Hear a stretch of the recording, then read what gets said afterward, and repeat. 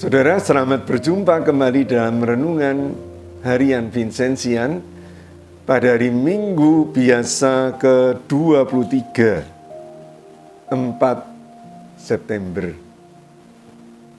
Mungkin baik juga kita sadari bulan September bagi kita bulan istimewa, karena ini juga bulan Vincenzian. Saudara-saudari yang terkasih, Sabda Tuhan hari ini berbicara mengenai kebijaksanaan. Ya. Tapi kebijaksanaan sejati kita percaya itu hanya pada Tuhan. Hanya lewat kebijaksanaan kita itu dapat selamat. Lewat kebijaksanaan kita juga dapat menyelamatkan orang lain. Saudara-saudariku yang terkasih, kalau kita percaya bahwa kebijaksanaan itu datangnya dari Tuhan, maka lagi-lagi sikap untuk menantikan kebijaksanaan itu pertama-tama adalah mendengarkan. Bukan berbicara, tapi mendengarkan. Mendengarkan siapa? Tentu saja terutama pertama-tama mendengarkan Tuhan. Dengan membaca sabdanya dalam kitab suci. Tapi juga mendengarkan Tuhan lewat peristiwa-peristiwa dalam hidup kita dengan kacamata iman. Ya. Peristiwa apapun yang kita alami, kita renungkan. Apa kira-kira yang mau Tuhan katakan kepada saya lewat peristiwa tersebut?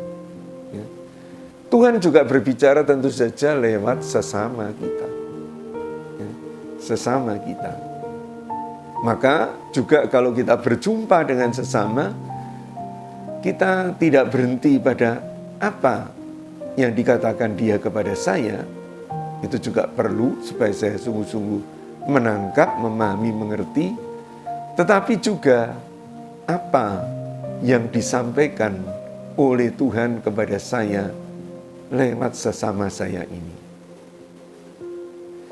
Saudara-saudariku yang terkasih, di dalam bacaan pertama dari kitab kebijaksanaan, dikatakan siapa gerangan dapat mengenal kehendakmu, jika Roh Kudusmu tidak kau utus.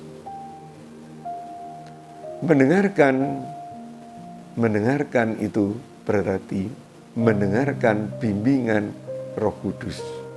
Roh Kudus yang akan membimbing kita untuk membaca atau mendengarkan sabda Tuhan sungguh-sungguh dengan iman.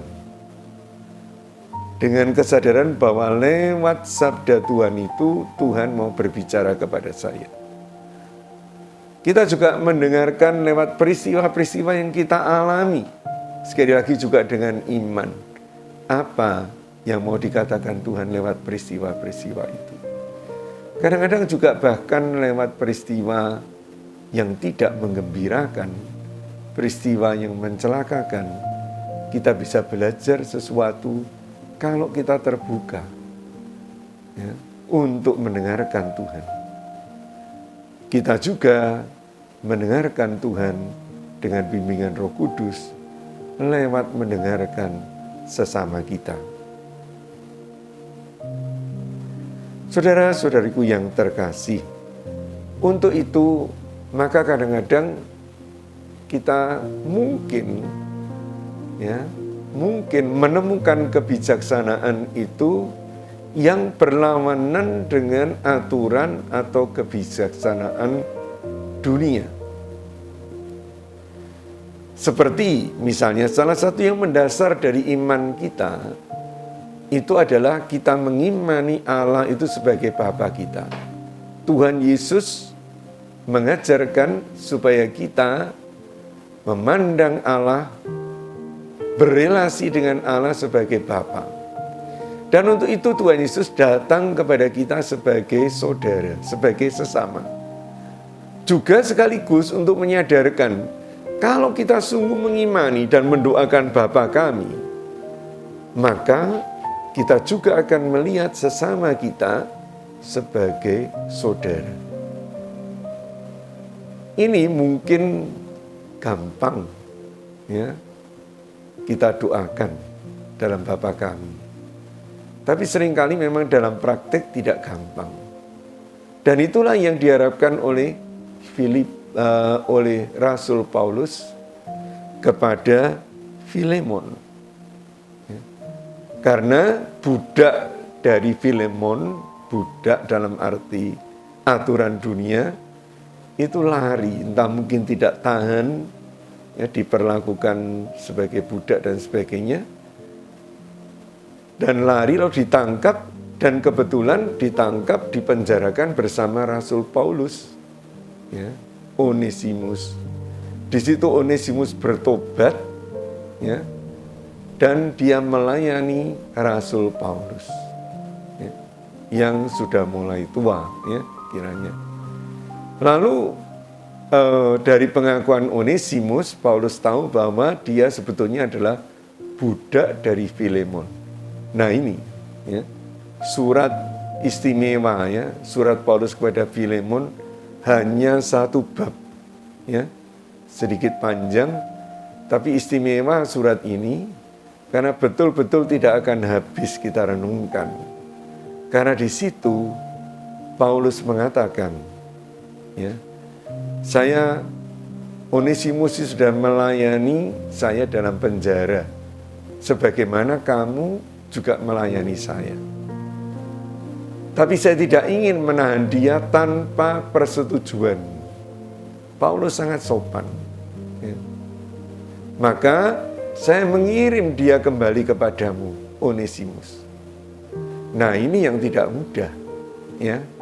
Dan aku minta demi aku, Rasul Paulus mengatakan, terimalah dia bukan lagi sebagai hamba, namun sebagai saudara.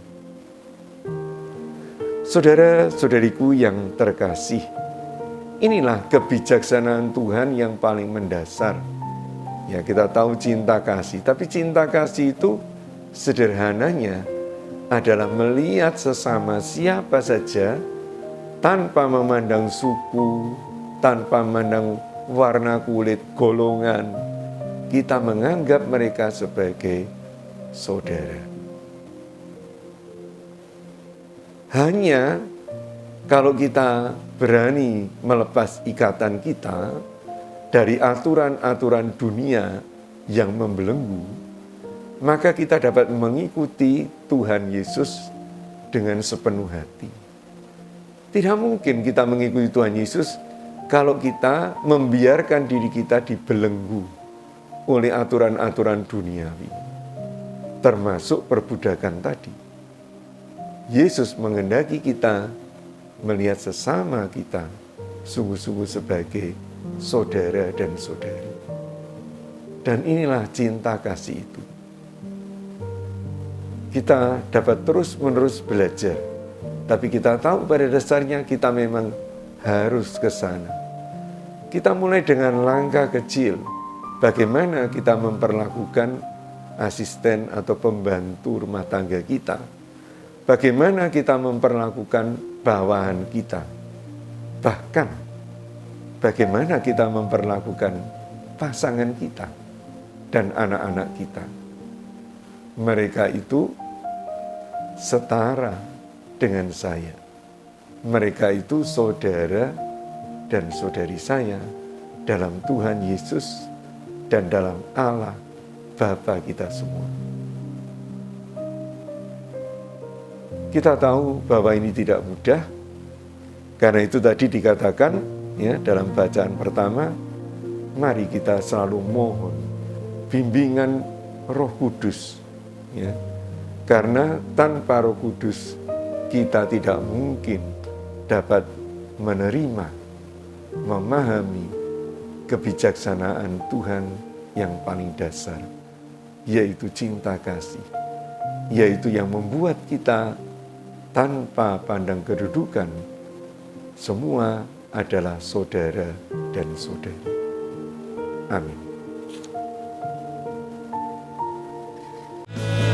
Aku diutus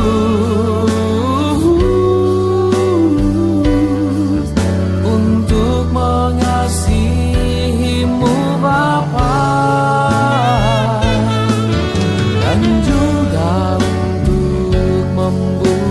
umatmu